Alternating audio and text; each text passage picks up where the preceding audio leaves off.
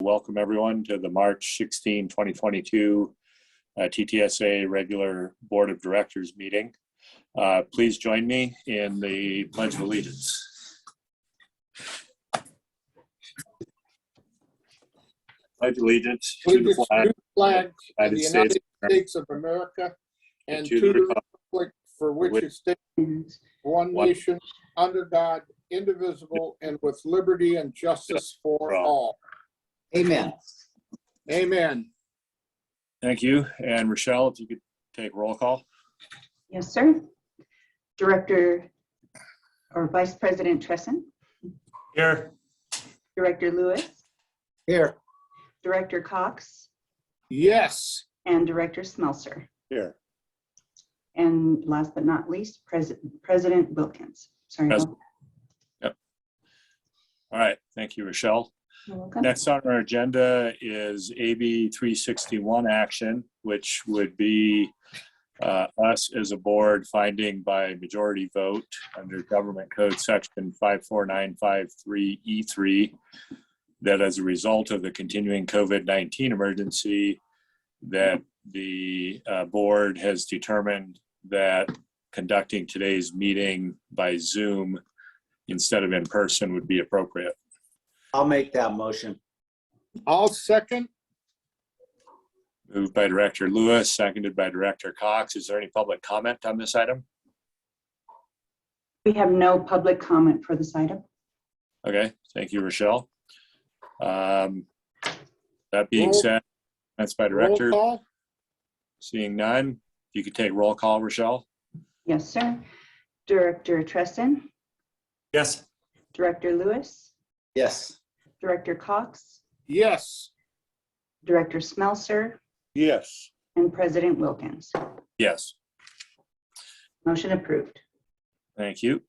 Next on our agenda is public comment. So this is an opportunity for any member of the public to address the board for up to 5 minutes on any items not on the agenda.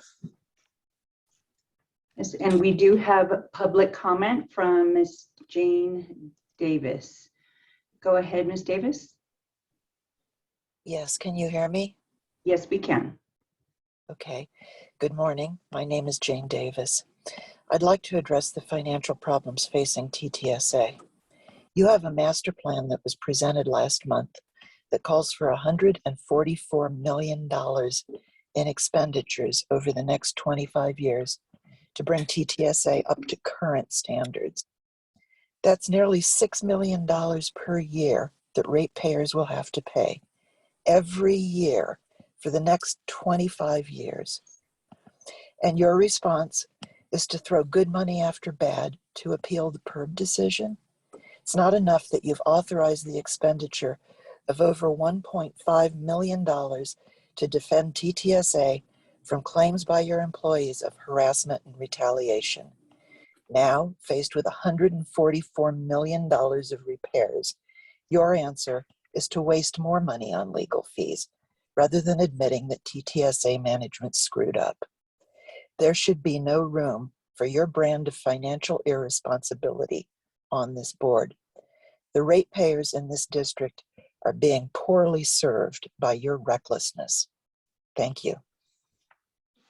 Thank you, Ms. Davis. Is there any other public comment, Rochelle? We have no one else for public comment. No other hands are raised. Okay, thank you. So with that, we will close public comment. And next on our agenda is professional achievements, awards, and anniversaries. And I believe Vicki will be taking the lead on this. Right. Yeah. Yes. Good morning, President Wilkins and directors. As we usually do, I would like to this month acknowledge several employees for different reasons. We have 4 new employees here at TTSA. We have Kaylee Oley, who is the new purchasing agent. We have Herbert Hodges and Jeff Navarrete, who are new maintenance mechanic 3s, and Joel Oberly, who is the newest operator in training. So we want to welcome all of them and thank them for coming here to TTSA. Additionally, we have achievements of 2 employees, and that would be Colin Fisher and Troy Kilgore. They have both received their wastewater treatment plant operator grade 5 certifications. And as I understand, that is no small feat, so congratulations to them. And last but certainly not least, we have a 10-year anniversary of Kristen Schrant from the laboratory. And just want to thank all of those employees for their hard work and dedication to TTSA. Great. Thanks, Rochelle. Okay, next. I'm sorry. Thanks, Vicki. Got distracted there. Sorry. And give me one moment here. Next on our agenda is the consent agenda. We have 2 items on there. One is ratification and payment of general fund warrants, and the other is approval of financial statements. Does any member of the board have any items from consent they wish to pull? Seeing none, is there any member of the public who would request that an item be pulled from consent? We have no one with public comment for that. Okay, thank you. With that, I entertain a motion to approve the consent calendar.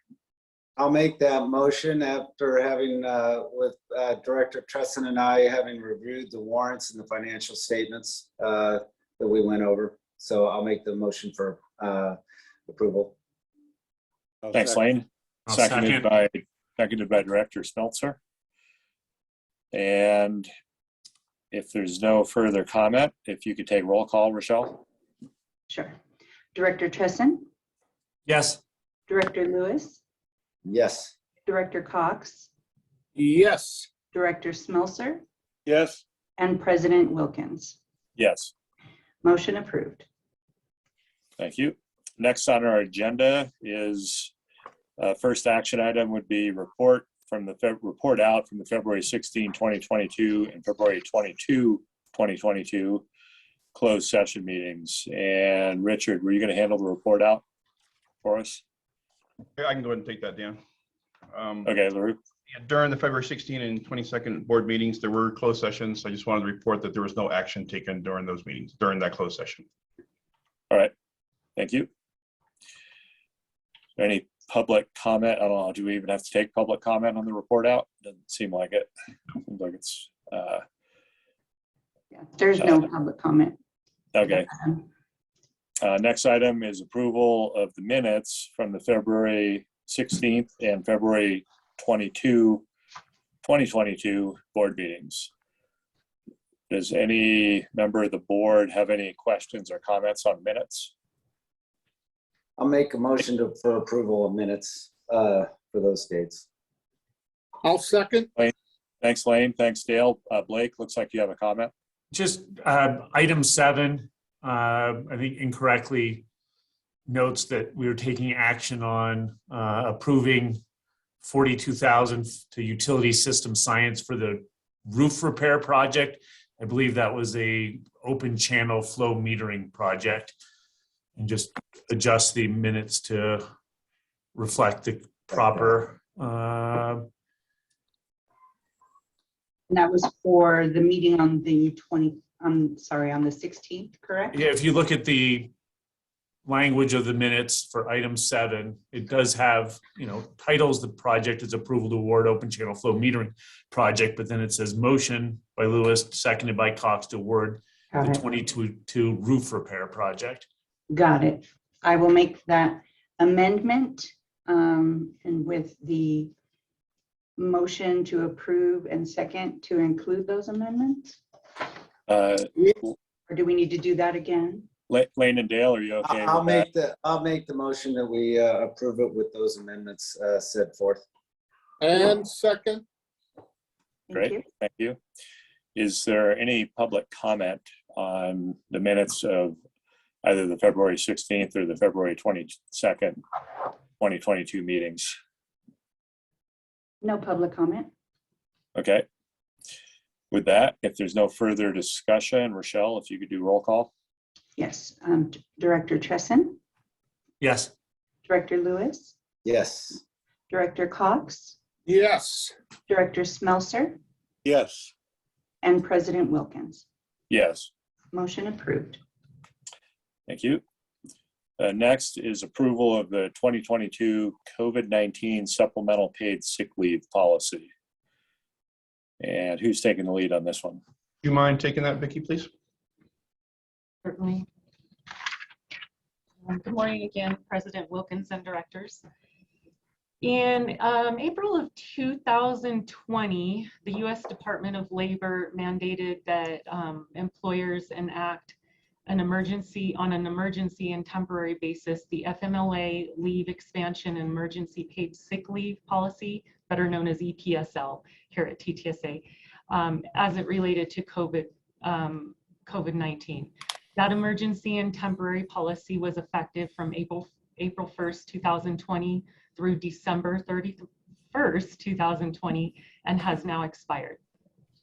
Additionally, in January of 2021, on its own accord, the board approved a continuation of those EPSL benefits from January 1st through June 30th of 2021.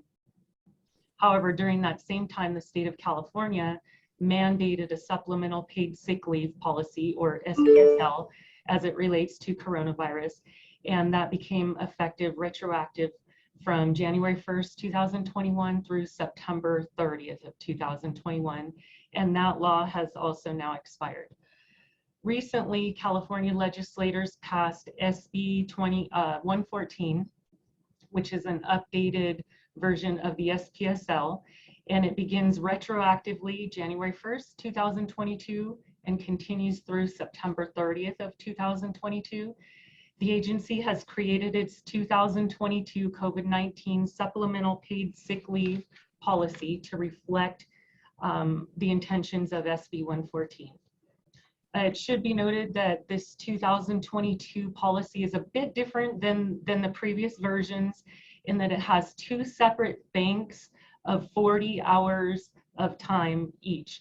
One bank allows usage only when an employee or a covered family member tests positive for COVID-19, and the separate bank of 40 hours does not have the qualifier of testing positive for COVID-19. So in addition to the policy, we have prepared an SPSL request form that will need to be acknowledged by the requesting employee that stipulates the employee's confirmation of the qualifying reason to utilize the leave. Management and staff recommend the approval of the 2022 COVID-19 supplemental paid leave policy. Any questions? Yeah, that's a state mandate. So, I mean, there's really no discussion here. I mean, we have to do it. So it is, I'll make the motion that we approve it. Motion by Director Lewis. Hannah, I had a comment. Okay, please. Vicki, I know that, and I don't know whether this actually, how many employees it would impact, but it's written with that rate of pay, SPSL is paid to the employee at the employee's regular rate of pay not to exceed $511 per day. I'm pretty sure that's based on an 8-hour day. Now that we've got a 410 and our operators work 12 hours, if someone does get COVID who's on a 12-hour shift, are they going to get negatively impacted and not getting their full SPSL pay because 12 hours is going to exceed that 511 in a day? And I'm wondering whether we should modify that rate of pay to convert that 511 to an hourly rate, because that was probably projected on an 8-hour a day rate. I don't know whether that impacts any employees, but I'd hate to see, a 12-hour shift person getting a fractional supplemental paid sick leave compared to someone who works. I think we still have some staff that are still on an 8-hour shift that maybe at the same rate, but only get, they get full days pay, whereas a 12-hour operator gets a partial SPSL payment. So We have actually had to cross this bridge already in the previous versions of the policy.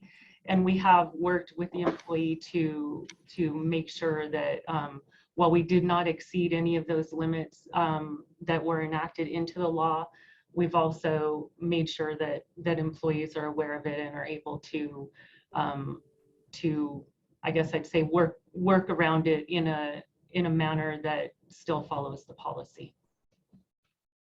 Does that answer your question, Blake? So in I other guess words, so an operator on a 12-hour shift is not going to be negatively impacted because of working 12 hours. The agency will work with him to ensure that they're not penalized because they work a 12-hour shift on that daily maximum. And again, I don't know whether the pay, I didn't do the math and look at the wage scales, but so long as that's okay. Yeah, in every case where we have had this issue arise, we have spoken with the employee and worked it out so that it did not affect anyone in a negative manner. LaRue, did you have a comment? Yeah, what we could do is amend the policy to clarify that it's based on an 8-hour day for clarification. And so those that are working 10 and 12 hours, will ensure that they're not negatively impacted based on just that flat fee amount of $5.11 per day. So clarify that it's based on an 8-hour day, and that for personnel who are working more than an 8-hour day, that effectively that number will be increased, kind of prorated based on the hourly rate. Correct, yes. Thank you. Thank you. Okay, thanks for bringing that up, Blake. Are there other questions or comments? I believe we had a motion from Director Lewis. I'll second. We've got a second from Director Trezin, and I'm assuming that motion and second includes the suggested revision by Director Trezin to clarify that for any days in excess of any shifts that are in excess of 8 hours, that $511 maximum cap will be prorated to accommodate or to reflect the longer shift time. Yes. Okay, Thank you. thank you. Thank you. Is there any public comment on this item? We have no public comment on this item. Okay. That being said, we've got a motion and a second. There's no further discussion by the directors. Rochelle, if you could take roll call. Yes, Director Tresson, Yes. Director Lewis, Yes. Director Cox, Yes. Director Smelser, Yes. and President Wilkins. Yes, Motion approved. thank you. Next on our agenda is approval to award the bid for the 2022 plant coating project. Do you mind taking that, Jay, please? No problem. Good morning, directors, President Wilkins. So before you today are the bids for the 2022 plant coating project. This was before the board for request for solicitation for advertising a couple months ago. We did receive bids. The bids, just before I go into the bid amounts and who bid, the bids were divided into, or the bid schedule was divided into base bids and additive bid items.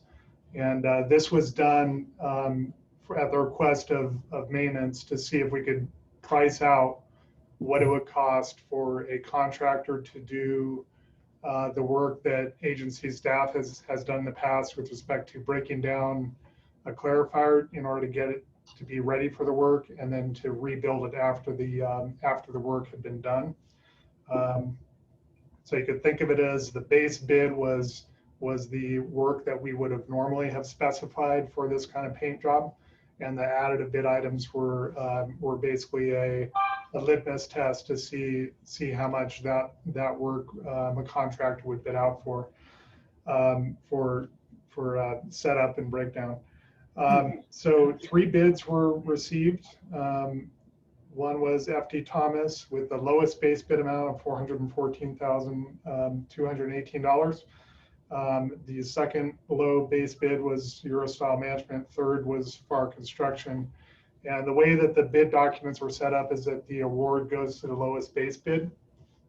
And then the agency at its sole discretion has the right to either pursue the additive bid items or not pursue the additive bid items.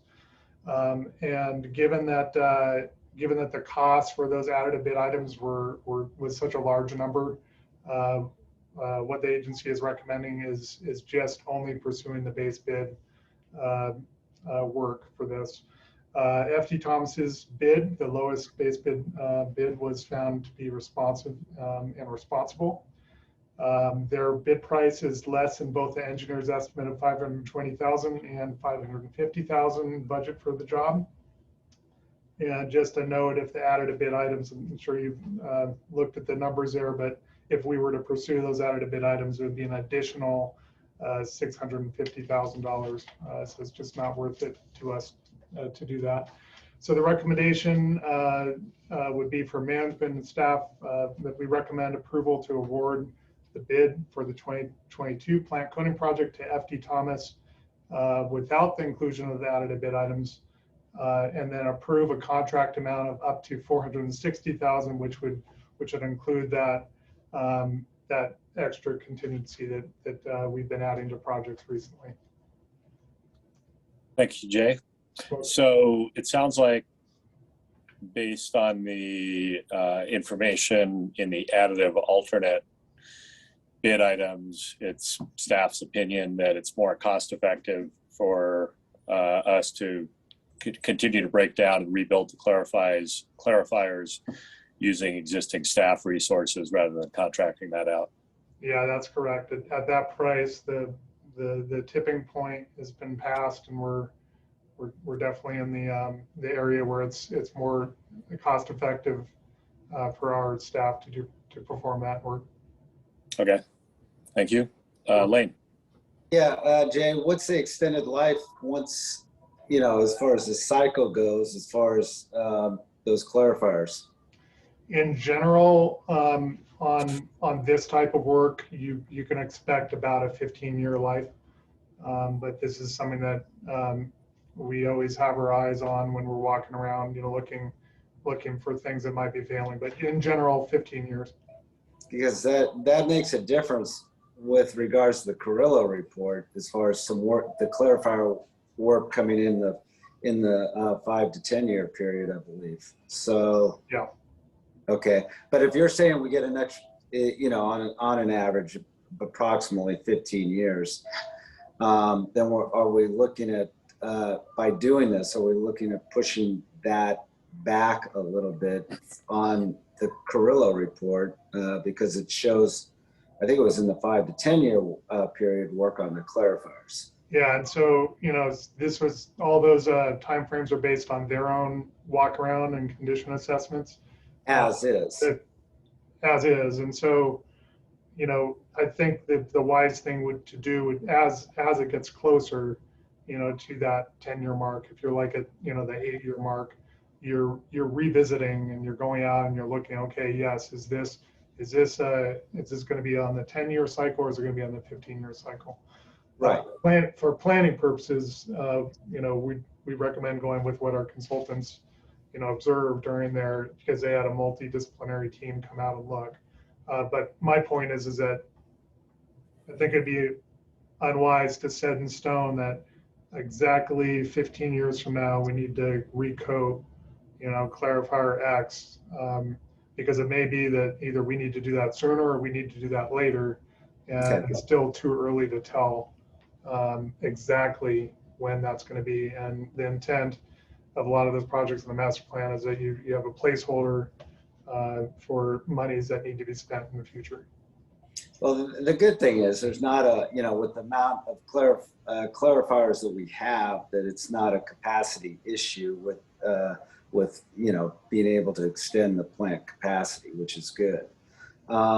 But we also look at, just looking at all the variables taking place. I mean, by far, it's the best value what we're getting as far as spending right now, is if that is the case as far as a 15-year period. So My other question would be regards to the additive process there. How much, I mean, was FD Thomas on their additive prices, were they just as competitive with the other two bidders on an itemized basis? They were, yeah, I mean, they were more, but what became clear on each one of these is either the prices these days on that type of work of breaking down a lot of his electrical is just very expensive these days, or they simply weren't that interested in doing that extra work, that, you know, they could be approaching this from the point of, hey, I'm a painter, you know, that's what I want to focus on. I don't really want to take on this additional work, and so I'm just going to bid that portion of the job really high so that it's not awarded to me.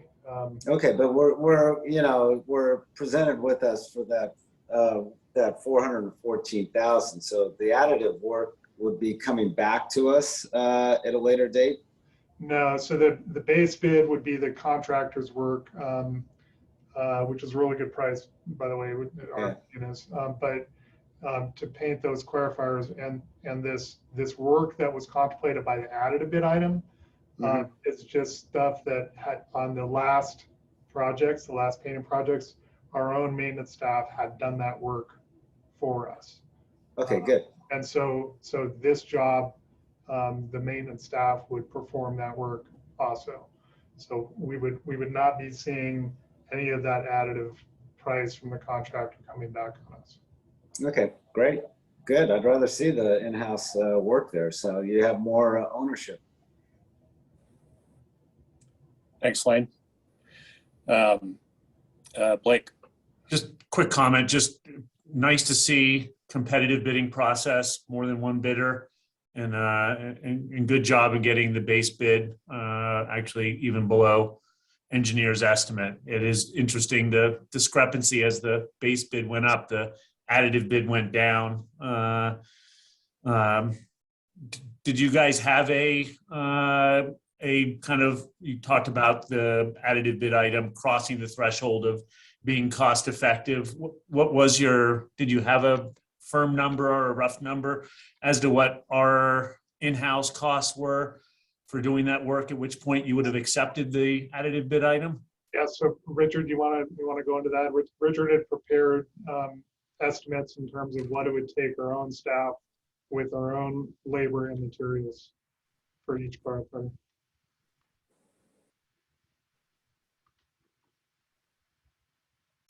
Sure. To be honest, I don't remember the exact dollar amounts, but the amount that they quoted is significantly over. So I'd agree with Jay. I think there was just no interest on their part to do those items, so they just bid it extremely high. If I remember correctly, I think our cost, all labor included, was averaging in the 30 to 40,000 range with our full overhead calculated into it. So yeah, significantly different. Significantly. Okay, thanks, Richard. Thanks, Jay. Great. Any other questions or comments from board members? Seeing none, Rochelle, is there any public comment on this item? There's no public comment on this item. Okay. Would anyone care to make a motion? I'll move to approve. I'll second. Moved by Director Trezin, seconded by Director Lewis to approve the award of the 2022 plant coating project. Rochelle, if you could take roll call. Sure. Director Trezin, Yes. Director Lewis, Yes. Director Cox, Yes. Director Smelser, Yes. and President Wilkins. Yes. Motion approved. Thank you. Next on our agenda is approval to solicit bids for the 2022 plant improvement project. This is going to be Jay again. Yes. So yeah, this project, the 2022 plant improvements project, takes two portions of the capital improvements project or plan. One of those projects on the CIP was the effluent flow meter installation project. and the second was the 2 water system improvements project. So this project, in order to make it, to make both of those sub elements attractive and biddable for contractors to be interested in, we combine them because they're of similar nature, similar work, into one project before you today. The project installs a permanent flow meter on the effluent pipeline as the indoor above grade work. And for the exterior below grade work, we're replacing some valves in the yard that have been problematic in the past. The construction work contemplated would be performed by a general contractor with work occurring between June 27 and October 28. By the way, it's not anticipated that the contractor would take that entire window of time. This is the window of time that we're giving the contractor an opportunity to perform the work. Each segment of work is expected to be much shorter than that. Engineer's estimate for the project is $225,000. Attached in the board packet are the drawings for the project. And management and staff recommend approval to solicit bids for the 2022 plant improvements project. Thank you, Jay. Are there any questions or comments from board members? Seeing none, Rochelle, are there any public comments on this item? Sorry about that. There is no public comment on this item. Okay, thank you. So with that, I'd entertain a motion. Dan, I'll comment that it's an impressive plan set, in-house plan set. Did you guys have to utilize any Carollo or outside consulting to prepare this plan set? Thank you for your comments, and no, this was all internal. Yeah, nice job. I like the work, including the photos and all that, just to make sure that there's, as the project goes, it's clear what you've presented, and they shouldn't be able to make claims of differing conditions. So good job on that, Jay. Okay, thank you. I got to thank my team. They're the ones that pulled it off. So yeah, I'll pass over. Thank you. Yes, thank you. Would you like to make a motion, Blake?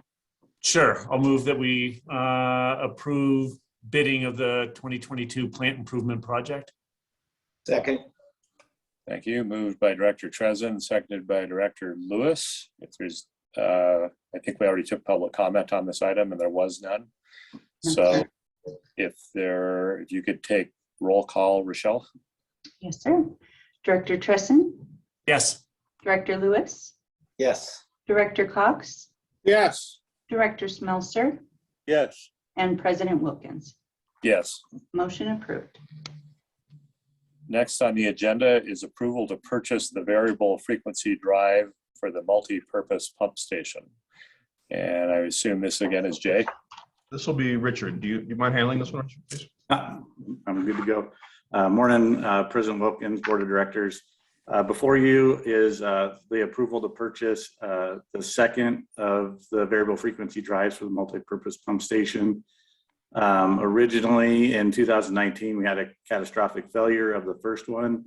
The units have simply reached the end of their life, and the agency has been working to standardize on Allen Bradley PowerFlex units such as this. They're the same as what we put in at the BNR pump station as well. So as we experienced a catastrophic failure, we decided to do a 2-year budget cycle, get the rest of the life out of the second one. So we budgeted this year for this replacement. The one thing going with the Allen Bradleys is they are a protected distributorship, which is represented by Rexall. So we reached out to them, got a quote for $28,309.73, which is less than the $30,000 that we budgeted. So management and staff would recommend approval to purchase the second one, and we'll proceed with the in-house installation and startup. Is there any questions? Any Lane, question? Yeah, Richard, on the redundancy with the Allen Bradley, I mean, Allen Bradley, they've been really good on the parts end of it. How how many more variable speed pumps do we have to replace? At the multi-purpose pump station, this will be the second and final one. Okay. The BNR are all complete. All three of them were done as a previous project. We do have one more that we budgeted for, which is at the sludge dewatering, the secondary drive over there. After that, it's all the big ones are pretty much done. Now, we're down to the smaller drive ones that are well under this dollar amount when they fail. Yeah, it seems like, it's a pretty, the life expectancy on those pumps isn't that, on those variable speeds aren't that great. There's a lot of things that affect the life of them. All things considered, you can expect about 20 years, down to about 15, but there are other things that are susceptible in if you get dirty power coming in or power spikes. Those things can have a dramatic effect on their life expectancy. When you talked about an emergency in 2019 on that, what was the turnaround period to getting that back in operation through? There was a bit of a lead time on that unit. I would have to, I don't recall off the top of my head how long it took. It seemed like it takes about 2-3 months for them to manufacture them. Our installation took a couple weeks, and then the startup being coordinated with Allen Bradley was probably another 2 weeks or so, just coordinating with their startup guy to actually come up and do all, assist us with the programming, get that initial setup all done.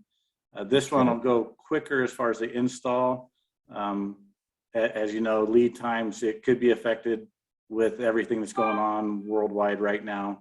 But the current unit's still running. We have two available units there. Okay, so amount of staff time on replacing that entity is about, you say about 2 to 3 weeks? About 2 to 3 weeks, and that's amongst the E&I staff and the SCADA staff to get everything inputted into SCADA, all the points for alarms and control, yes. Yeah, being the second time around might get a little faster. And that's very true. It'll go probably much faster. There's always, because we're actually retrofitting the original Allen Bradley cabinet to fit the new drive into it. So the first one was a little bit of a learning curve. The second one will definitely go quicker. Okay, great. Thank you. Thanks. Any additional, Blake? Richard, can you describe to us what the multi-purpose pump station does, where it's located? And yeah, I'll take my best whack at it, and Michael can help me out. But basically, it's what takes the flow and pumps it out of the plant. so it's the pump station that goes to the effluent SAT area? Yes, that's correct. And it's multi-purpose because it can also divert flow to one of the ponds, or And I'm going to kind of look at Michael at what flexibility they have to send the flow different spots. Yeah, there's also other pumps in that room that can pump to different locations. We have dewatering pump that can pump back to Headworks. We have a that can pump out of the herb, pump back to Headworks if we bypass flow. So the reason why it's MPPS is because we do have multiple pumps in there that go to multiple places throughout the plant. But we have 5 pumps that are 3 fixed speed and then 2 variable speed that are dedicated to sending flow through the filters and through chlorination and out to the SAT fields. Thanks, Mike. Thanks, Richard. What type of hammer is on that, on the non-variable speed, as far as, is there much damage to the filters if that thing's, if we got a lot of head going towards those filters? As far as the fixed speed pumps coming on? Correct. No, it's designed to handle the flows. And when we do use the fixed speed, sometimes it's in conjunction with one variable speed, and the variable speed typically will readjust itself to maintain the pressure on the system. Okay, so you're not getting a sharp pressure increase that could affect something else within the system.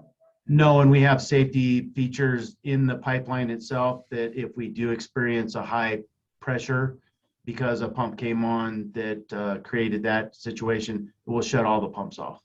Okay, good. I mean, I had the same thing. I mean, we're trying to eliminate head pressure. And as far as working some of the other items down the line, it makes a large effect. And if you can lower the pressure as far as the on and off end of it, you're saving your infrastructure down the road. Yes. So, all right, thank you.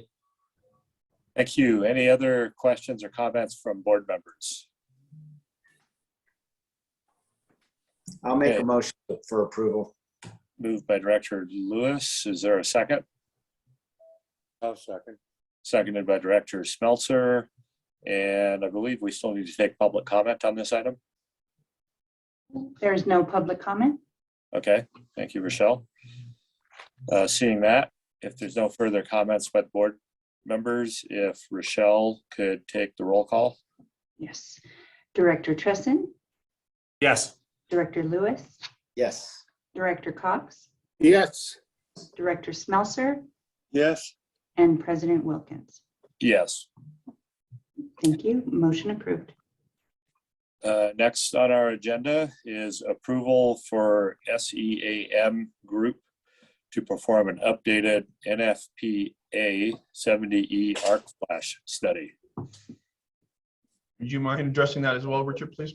Yes. So as part of the NFPA requirements, we have to perform a arc flash study on our electrical gear every 5 years. The last study was done in 2017, so we're due for that 5-year cycle. The agency previously used Llewellyn Technology, which has now been purchased by SEAM Group. So we reached out to them. This is an update, so we don't have to do all of the legwork again. It's just an update to the original study to include the new equipment at Headworks and any other changes we've made, such as the VFDs that we've installed. This will put us in compliance for another 5 years. Since it's just an update, the budgeted amount of $50,000, we came in well under that at $18,195 is what they've quoted us to do the updated work. So before you for approval, and management and staff would recommend approval in the amount of $20,000. That gives us approximately a 10% contingency in case they come across any other changes as we research the equipment.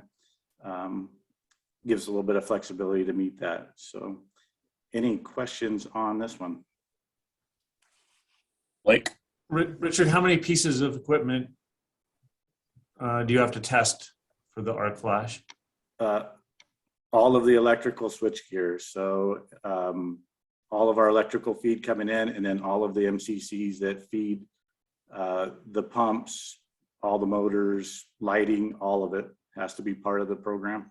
So we talking 25, 50? I would say in the hundreds. Hundreds, okay. Yeah, it literally is every disconnect, every breaker panel has to be evaluated for its potential and then labeled for appropriate PPE that staff has to wear when working on it. Thanks. Great. Any other questions or comments from board members on this item? Seeing none. Michelle, is there any public comment on this item? No public comment. Thank you. Would anyone care to make a motion? I'll move. Motion by Director Cox and second by I'll second. Director Lewis. Thank you. If there's no further discussion, Rochelle, if you could take the roll call, please. Yes, sir. Director Tresson, Yes. Director Lewis, Yes. Director Cox, Yes. Director Smelser, Yes. and President Wilkins. Yes. Motion approved. Thank you. Next on our agenda is discussion of consultant services for review of current sewer service charge and connection fee schedules. Thank you. Yeah, the last month's board meeting after the conclusion of the master sewer plan as presented by Kroll Engineers, there was direction to have this agenda item placed on the agenda. I'll just provide a little bit of history on the service charges and connection fees. As you know, during the master sewer plan, they broke down the capital improvement project, the plan, into the TRI and water reclamation plant. And they've broken down each of those groups to the projects to under capacity, rehabilitation and replacement, or other, or optimization. I wanted to remind the board that a lot of our CIP is funded through sewer service charges and connection fees and property taxes. Currently our sewer service charge for a residential unit is $306 a year within the taxable service area. The last time it was amended was in fiscal year 2009, 2010, so over 10, 11 years ago, when it was $294, which was an increase of $12 per year. For residential units outside of the TTSA taxable service area, it's $351.60, which is a decrease from 2013-2014 fiscal year of approximately $4. That rate is about $355.56. Sewer connection fees were amended back in 2019 when we did a study as performed by HDR. We went out for an RFP on that. The cost for that was approximately $20,000. And what we did was we changed our connection fee for residential from a flat 5,000 fixed rate to a variable rate based on square footage, which starts at $1,500 and $1.75 per square foot of the residential unit. So the discussion is to see if we would like to proceed to revisit our current sewer service charge and sewer service fee connections. And if we do, how do we want to proceed? Would that be through an RFP or direct negotiations? The recommendation by management is that we do proceed with a sewer service charge and sewer connection fee study, as it has been a while since they were last performed, and there are improvements recommended in the CIP. And additionally, when we issued our 2020 wastewater revenue bonds, we stated in that report that we would perform a study, and that I recommend that we proceed with a direct negotiation with HDR. We've got a good experience with them. They were the lowest responsive consultant last time, and they are familiar with our facilities. So with that, the item is just up for discussion and direction. Thanks, LaRue. Lane. Yeah, I got a question. Okay, on the sewer, I mean, on our Fund 6, which, roughly, covers the debt payment, correct? Both funds covers the debt payment. Okay, so I mean, the amount of current capital every year that we're spending on the plant is without being deficit financing is about $2 million, isn't it?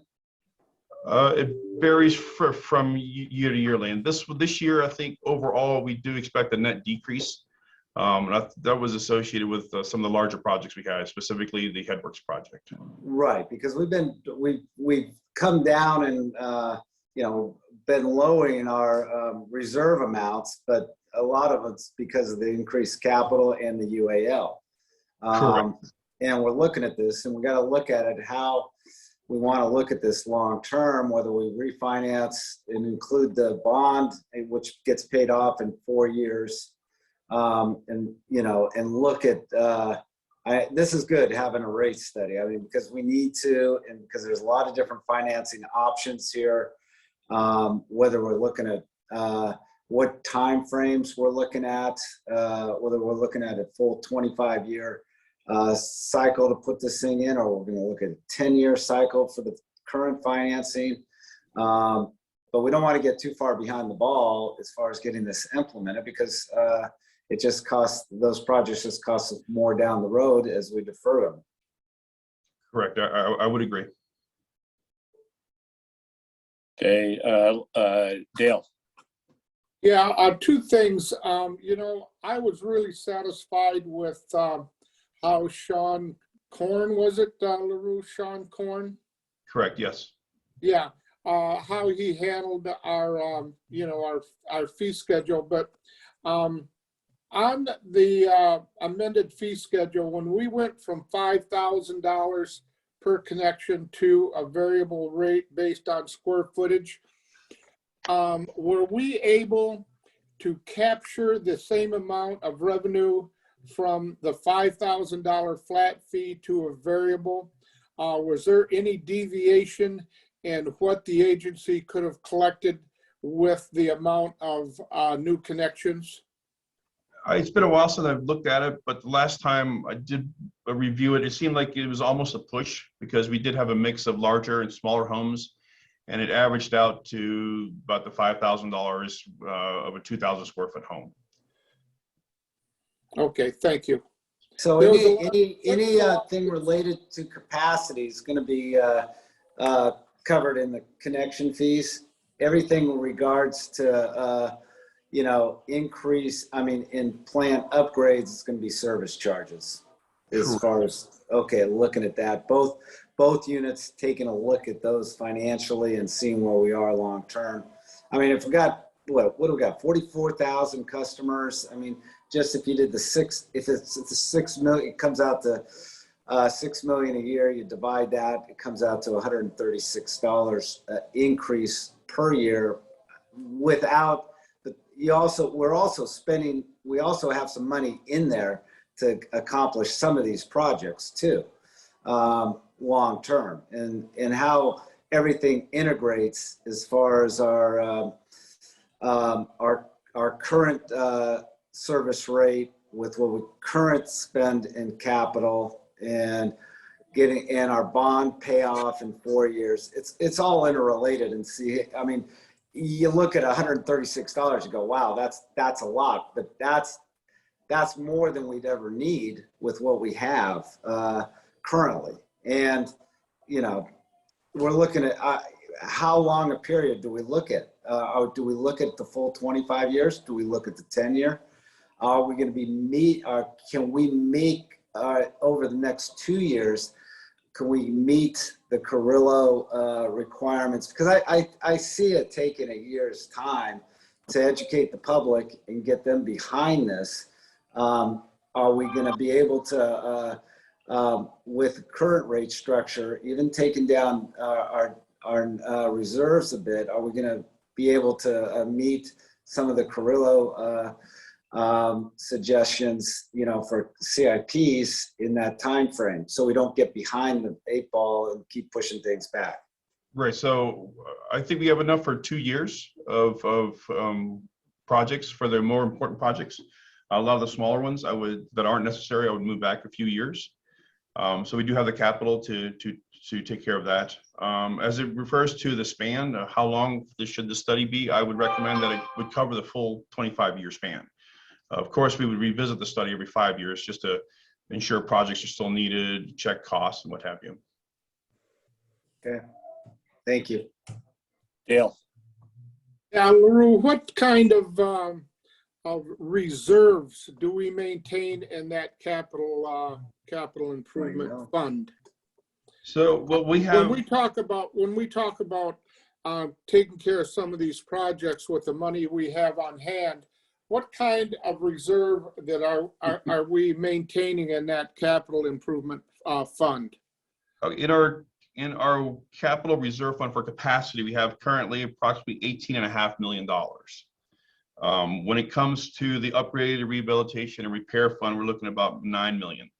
Our emergency and contingency reserves, which is, I think you may be referring to, that is $7.3 million right now. The minimum to be restored in that fund is $4 million. So I would like to maintain that 4 and possibly move the remaining balance of the $3.3 million to the R&R fund, which would be the upgrade fund to facilitate some of these projects. So was that reserve fund balance suggested by Sean Korn, or was this something that we've been running along with for a number of years? It's been for a number of years. On an annual or biannual basis, we will revisit our fund policy. It was set with $4 million. And what we did was we had $4 million in there, and when we closed our SRF fund, we rolled those monies into it. That's why you see an increase from 4 to about 7.3 million. But we reserved those. We put that in effect about 15 years ago, Dale. Also, I would say go to Blake's his favorite graph there that shows that reserve line and the the fluctuations in the amount of money of our cash on hand, and how I think the other directors need to see that. Do you not agree, Blake? Yeah, I think that'll all come out in the study. LaRue, I agree.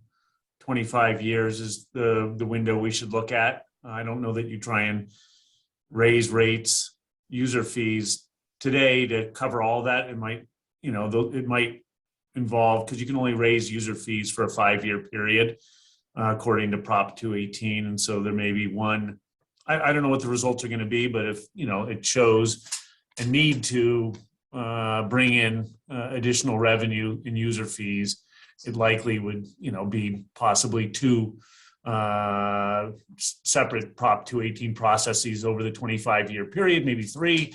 I think in general, the public likes to see small incremental increases rather than few large ones. There's a cost to the district to, do that process. And so you got to balance that out. In general, I'd say, based on the results of the sewer master plan, that it's prudent for us to bring in a consultant expert to look at our finances and ensure that we've got adequate reserves to meet these capital outlays and operating costs to sustain reserves at the district over the next 25 years. And to me, if Richard, the professional services contract, we do not need to do an open bid process, an RFP process. We can do a sole source for that type of work. That is correct. Yeah, and so given HDR's experience with us, and I think the experience that we've seen with him with other agencies in our area, I would concur that we direct LaRue to solicit a proposal, negotiate a proposal from Sean and bring that back to the board. Just work with him directly on this both user and connection fee study. Okay, so your recommended direction, Blake, is number 1, that we do initiate a user fee and connection fee study. And number 2, that we request staff to obtain a proposal from HDR to perform that.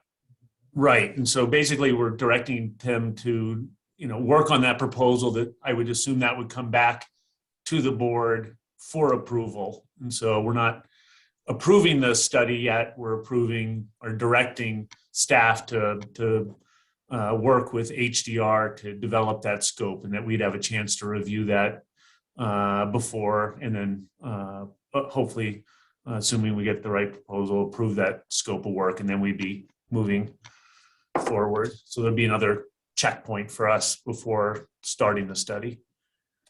Thanks, Blake. So other directors, are you? Yeah, I got a question.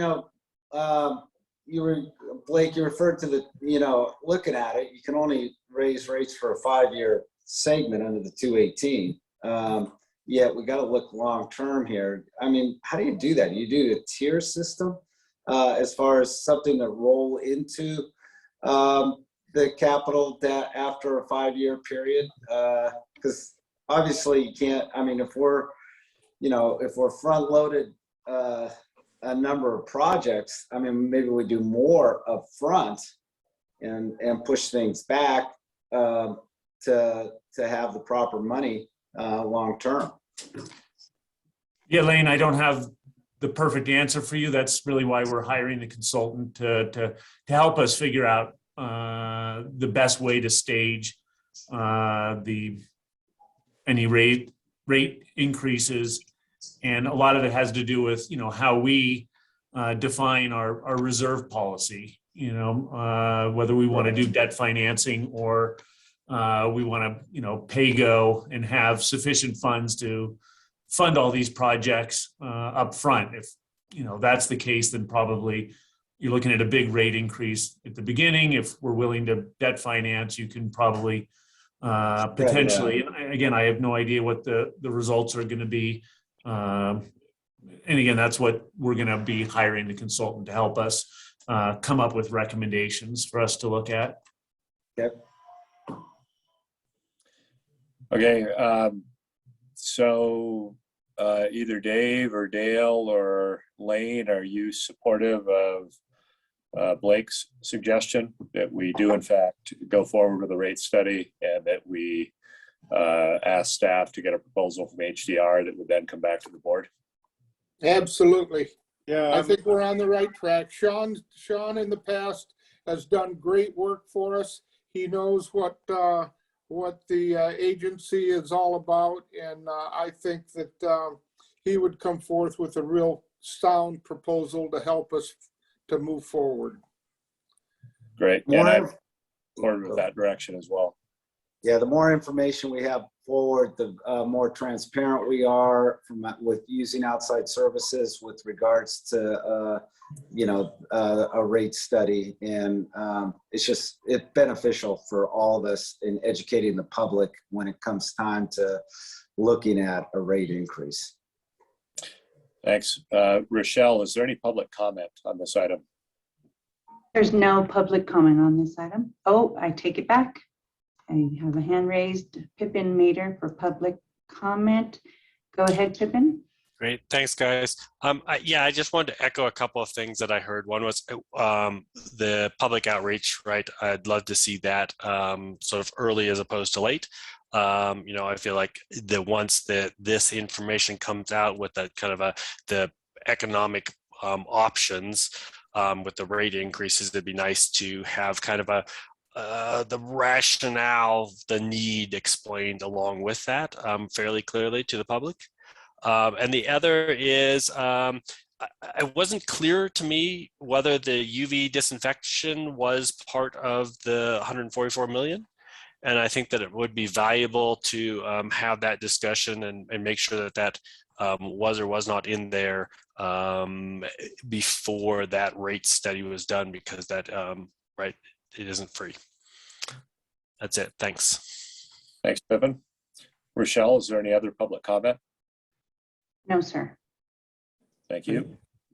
LaRue, I think Pippin's question about the UV being incorporated into the 144 million, my recollection was that it was the final phase, in the last 5 years, the 25-year period, but there was dollars in there for a conversion from chlorine disinfection to UV disinfection. Is that correct? It is correct. It was for the final 5 years of the 25-year period. Yeah, I thought it was like $20 million at the very end, because the chlorine facility is obviously our newest facility that we have right now. But in that Carrillo study, it did show a disinfection, whether it be UV or another type of process. And it allocated, I believe it was a little over $20 million for that in the last stage in the 20 to 25 year period. Okay, yeah, and I would, I think that's, in the event, LaRue, that this kind of plays into the work scope that you would be requesting from HDR, I would actually be interested in understanding the rate implications of implementing UV disinfectant versus not implementing UV disinfection. Obviously, if to pay for a $20+ million alternative disinfection facility, that money will come directly from ratepayers at the end of the day. And I want to understand the cost implication to the ratepayer of implementing that project versus not implementing it. Okay, and for clarification, you're referring to implementing it within the first 5 years of the CIP. Well, I suspect, so I don't think we can,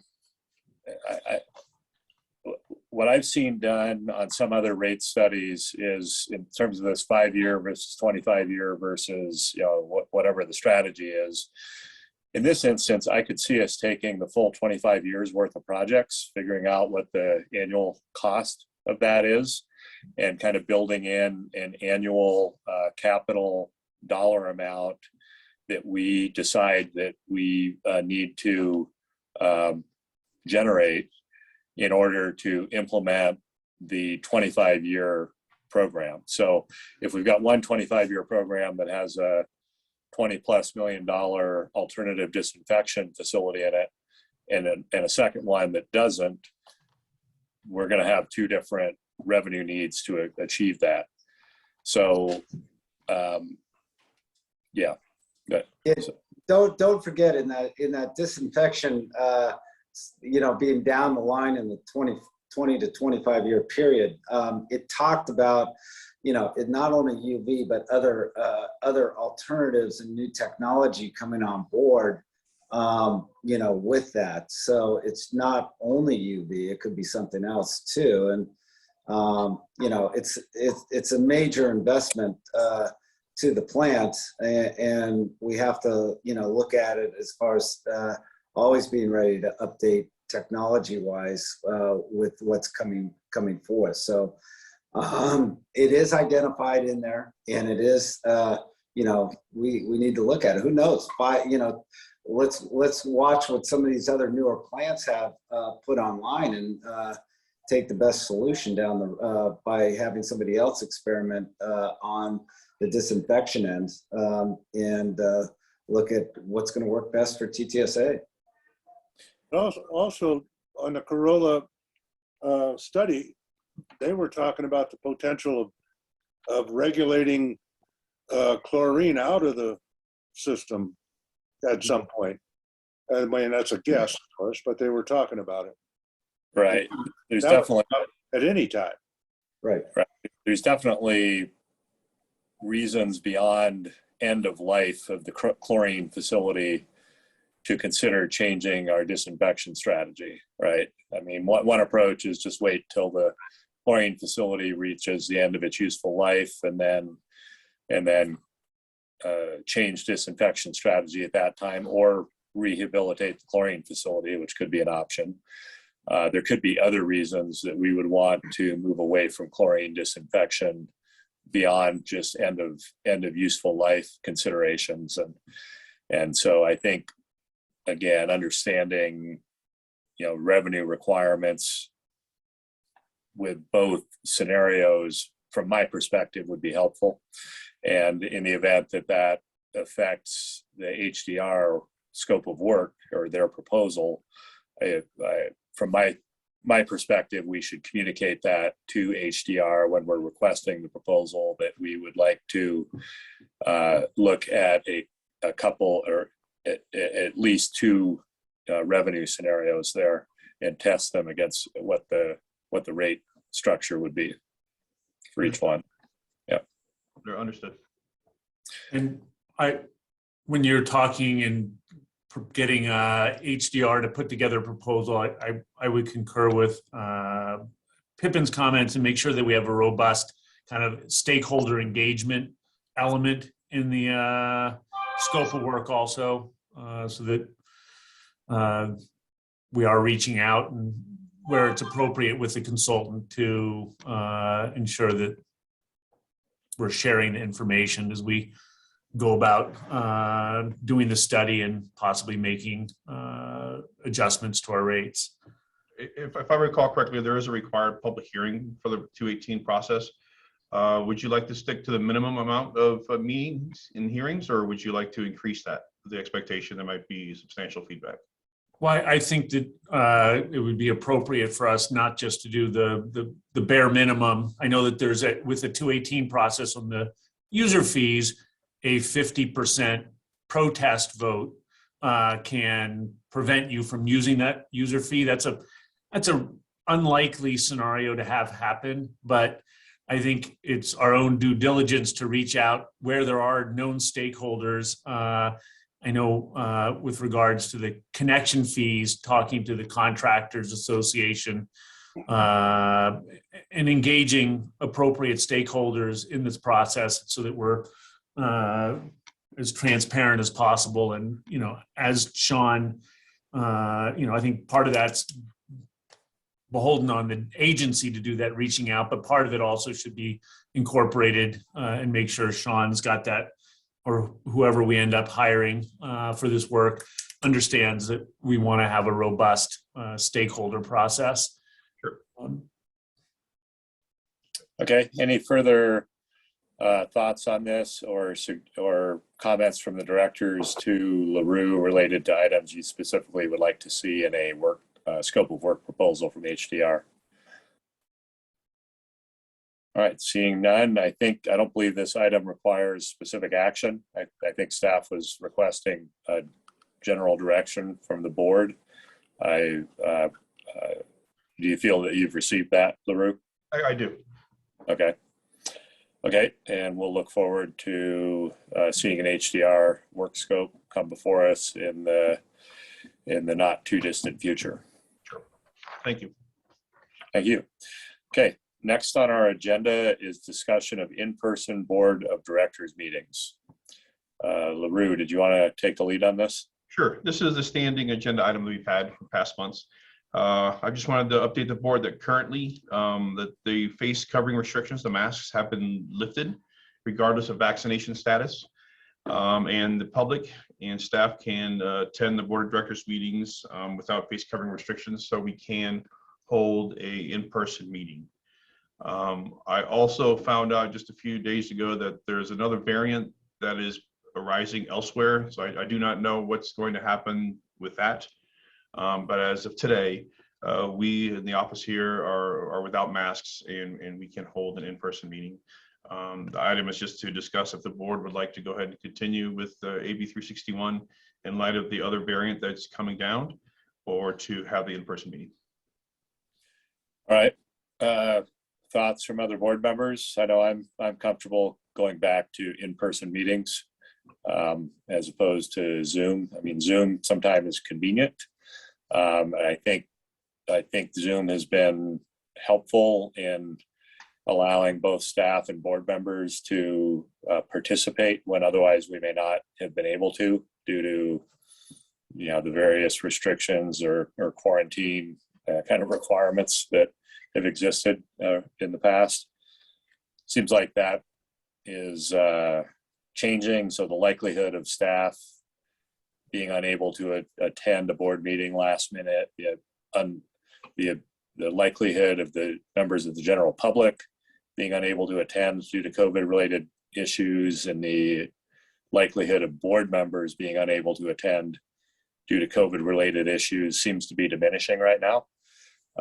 So from my perspective, if we wanted to go back to in-person meetings, I would be supportive of that.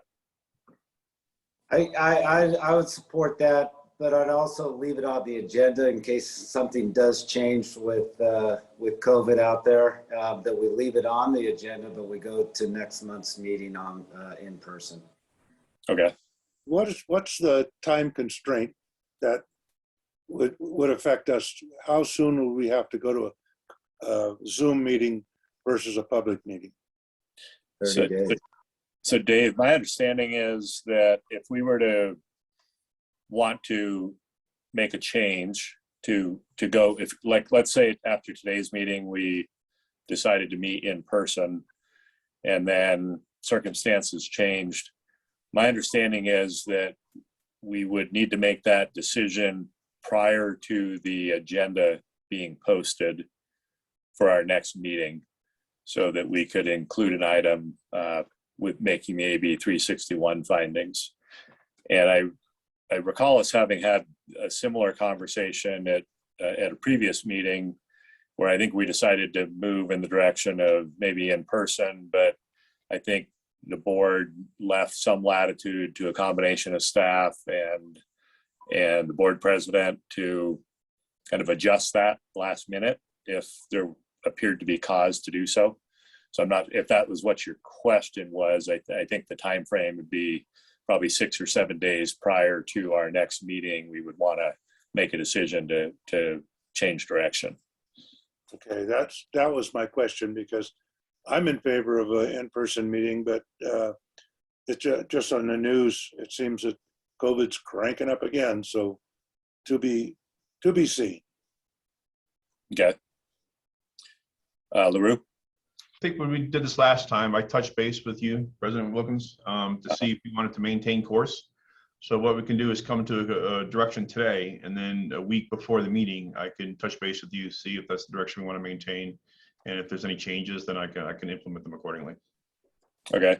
Is that acceptable from other board members? Yes. Okay. All right. Let's make that the plan then. So we'll plan, our current plan will be to go in person for our April meeting. And if circumstances change with COVID prior to that, then we could make an adjustment to that and go to and have yet another Zoom meeting if it's deemed necessary. Okay. Okay, thanks. Hey, Dan, can I add to that? Yes. I just want to remind the directors that under what I'll call the ordinary Brown Act, that each director retains the flexibility to participate via video conference or conference phone. If you are out of town for your convenience, you just have to get the meeting location to agency staff in time for it to be listed on the agenda.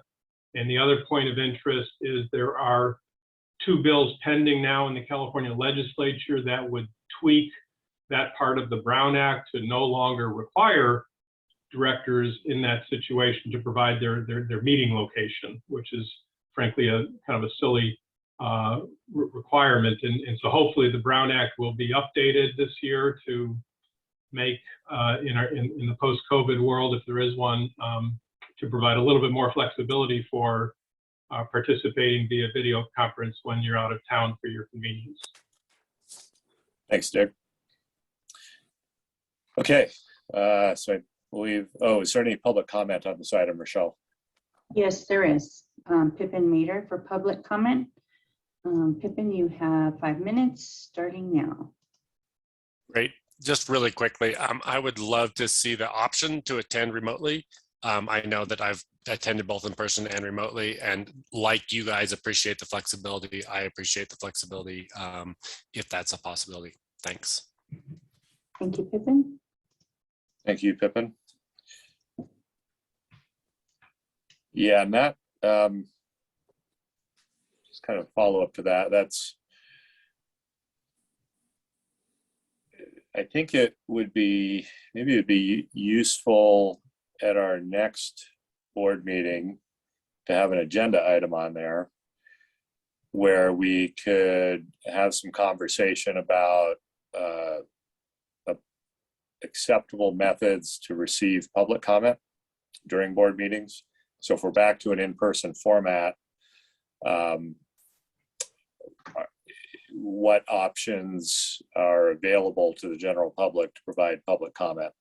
And I think currently when we're in an in-person format, members of the public need to attend board meetings to provide public comment. And I guess the question is, would we want to consider changing that or not for future in-person board meetings? So I think, so my suggestion would be for the April meeting, that we kind of stick with our historical practice, which is that for public comment at the April board meeting, people would have the option of providing written comment in advance of the board meeting via email or other forms of written communication that could be distributed to board members, or individuals could show up in person at the board meeting to provide public comment. LaRue, I saw you raised your hand. Yeah, I was just, you touched on it. I just wanted to remind the board that the public can submit written comments and they are provided to the board of directors. All right. So I think we would continue with that practice at our April board meeting. I guess I'll throw a question to the other board members. Are you comfortable with that? Or do you want to have a conversation about at our April board meeting about possible other means of public comment in addition to the ones we currently have? I'm okay with the ones we currently have. I think that provides ample opportunity for the public. You know, you can provide written comments ahead of time or attend in person. I think that works. I think that's been a tried and true method for decades. So I'm personally okay with that. And if the other board members, they don't feel a need to discuss it further, that would be fine. If they do, then I think that should be as part of a future agenda item. I'm comfortable with us discussing it. I don't know where it'll lead, but I think as we come out of the pandemic, I think it's appropriate to revisit these things and not just necessarily go back to the way it was if there is new technology that's available. So I'm comfortable with having the discussion. Again, okay. Don't know where it'll lead, but seems like a reasonable item as we hopefully move back to regular in-person meetings. So basically a general discussion item where we would not be asking staff to develop any really technical background information or a recommendation. It'd just be an opportunity for us as directors to consider that and share our thoughts on it and see what direction we want to maintain going forward. Yeah, unless you've got something already Nope. programmatic, I think that's the way to start.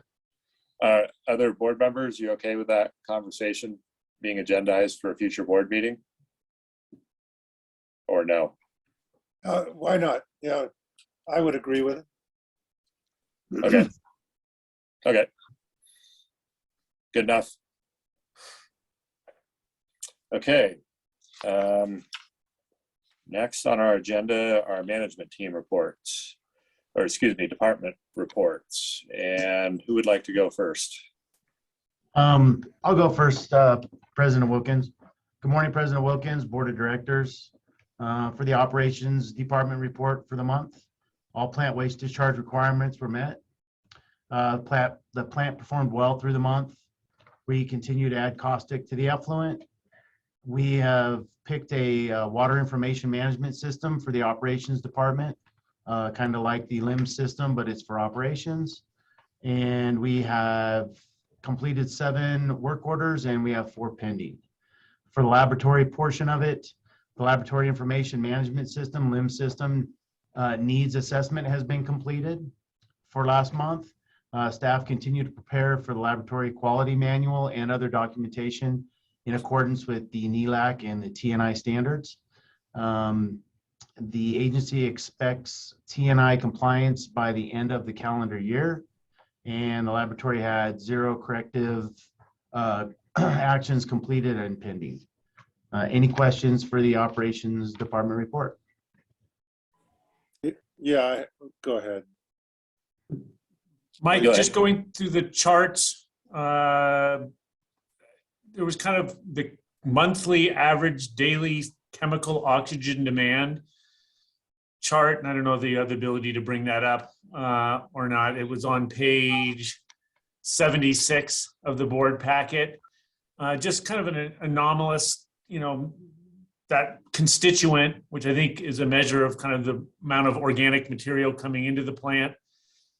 Historically, 5 years of it going down between January and February, and this is the 1 year where it, has gone up fairly sharply, kind of against all the other previous trends, and wondering if you had any sense of what's going on out there that would result in that change. As far as for the COD for the influent loading? Actually, it's COD effluent is the chart. Again, page 76 of the packet. Can you pull that graph up, Rochelle?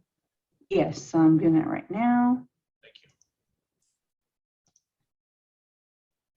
Can you see that? That's the one. Okay, perfect. Yeah, so for February, it was a 35 compared to the last, was up a small percentage overall. And that was just due to, if you look at influent loading, it didn't go up significantly, but that was just, we're working on getting the methanol dosing correct so that we can facilitate the final effluent number. So it wasn't some type of plant.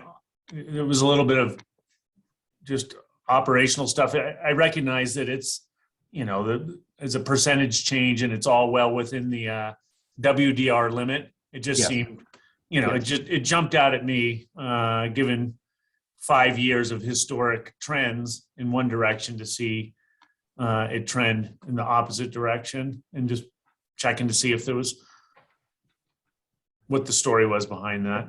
Just operational changes that we're constantly making, and the average came up a little bit for that month compared to the last 5 years. Still well below the 45 average limit for the month. Thanks, Mike. Thanks, Mike. I think Dave had a question or a comment. Yeah, Mike, last time we talked about missing the readings on the turbidity input, and you were going to install an alarm or a way of monitoring that, so that didn't happen again. Was that accomplished? We are still in the process. We're working with the I&E department. They've ordered the module that's going to give us the alarm system on that sampler. And we are in the process of having that installed and then programmed. We expect it probably next week or the week after that for it to be in place. And again, we made other department changes. We're visually inspecting that more often throughout the day, and we have a checkoff and log entry that we've actually checked it to ensure that we aren't missing any samples and that we don't end up in that situation again. Perfect. Thank you. Thank you. Thanks, Mike. Any additional questions or comments for Mike? And just so the other directors know, I can't see you on the screen right now. So if you got any, just please speak up. And as it relates to public comment, after we've received all of the department reports, I'll open up department reports for public comment at that time. All right, seeing none, who would like to go next? I'll go next, President Wilkins. Sorry, let me get that back up for you. Okay.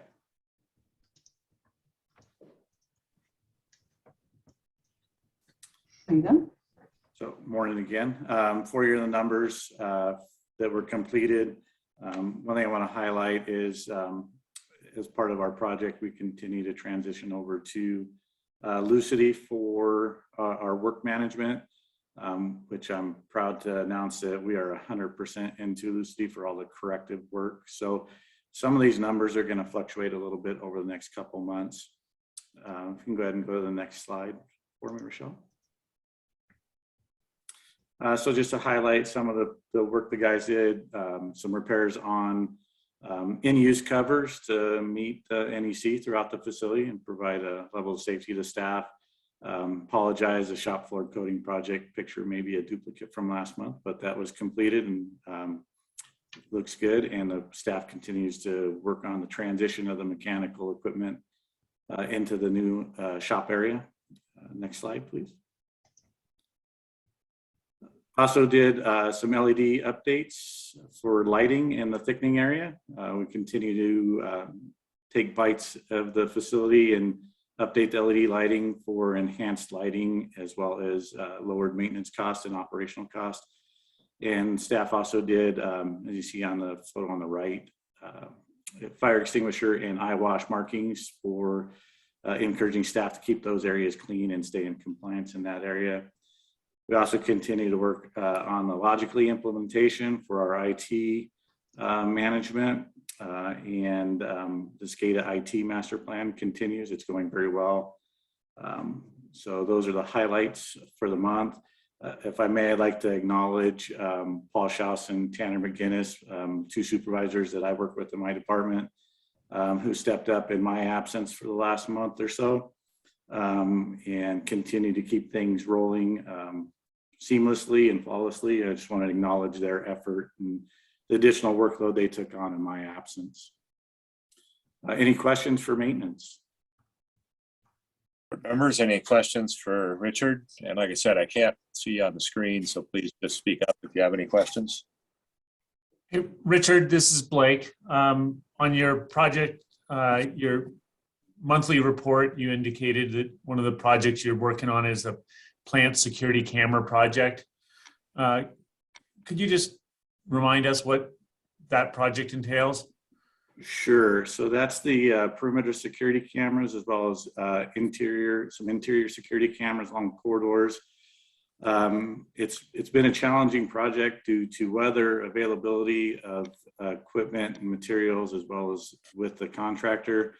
I spoke with the contractor yesterday. They are finalizing staff to be back out on site and complete this project. It's been one that's gone on for quite a while with all those delays, but I think we're hopefully within the next month, it should be wrapped up and we can come back with a completion status. So that's the scope of that project, was security cameras throughout the facility, monitoring the different roads and facilities, as well as the interior corridors and perimeter of the plant.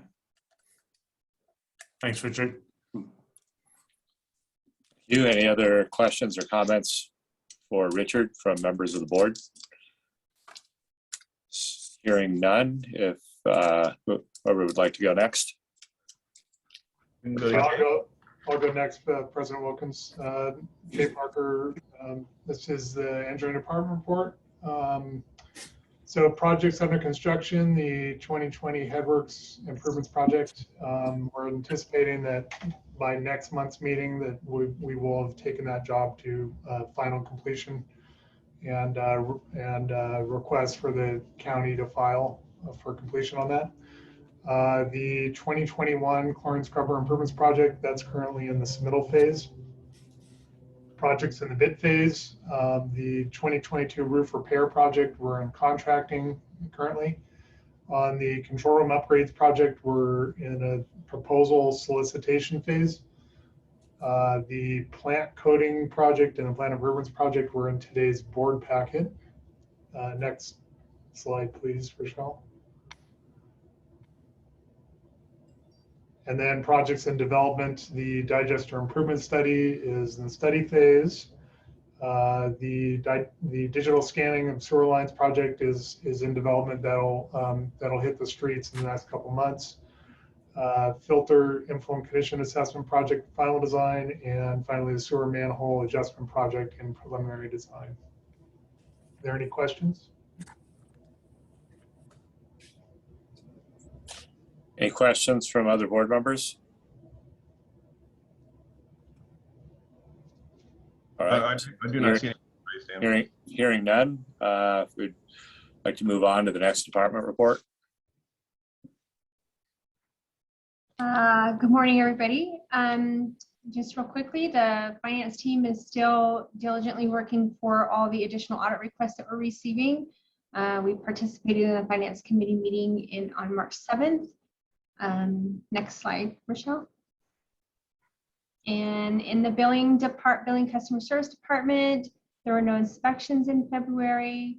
We had 6 residential connection fee permits, 1 residential addition, and 1 accessory dwelling unit. Total residential sewer service charge connection additions are 8 EDUs from TSD. Next slide, Michelle, please. And then continued conversations on investment and funding. Our new purchasing agent started on February 28th, Kaylee. And then we did file our 2021 annual continuing disclosure report. I do want to take a moment to recognize Angelina. She processes all of our accounts payable, and she does a really good job in researching to make sure that our contract billings they're billing us for the contract amount and pushing back on that. And she saves us a lot of money. And one of the examples, I don't remember who the vendor was, but she pushed back on them for about 4 months of their billings because they were billing the incorrect amount, and saved us almost $4,000 just by doing that. That's just one example, and I just wanted to take a minute to recognize her for that diligence in doing that. Any questions?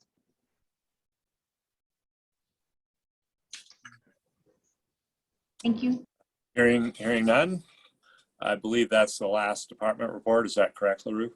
That is correct. Okay, so with that, I would open up department reports for public comment. Rochelle, do we have any public comment on department reports? No, sir. Okay. I do not have any hands raised for public comment on department reports. Okay, let's move down to general manager's report. Thank you. I'll just hit some of the highlights here. Logically, our IT consultant, they're continuing to install security measures, and they have now implemented the help function component of the contract. As it pertains to the SCADA and master IT plan, management staff did work and meet with Jacobs to review the organization and governance workshop. Lucity, as Richard has stated, has now been implemented as the full default program for the work orders and preventive maintenance tasks. Safety trainings are now administered by the CSRMA Vector Solutions software program, where staff can come in and take their trainings at their leisure and their schedule. The agency has commenced on preparing the annual budget, and we have commenced on an update on the employee handbook. So within the next upcoming month or two, we will reach out to the employee handbook ad hoc committee, which consisted of Dale Cox and Blake Treason, to get their feedback on that. Next slide, please, Rochelle. As stated earlier, I just want to give a quick COVID-19 update. The California Department of Public Health provided an order where masks in indoor public settings are not required regardless of vaccination status. However, it is strongly recommended.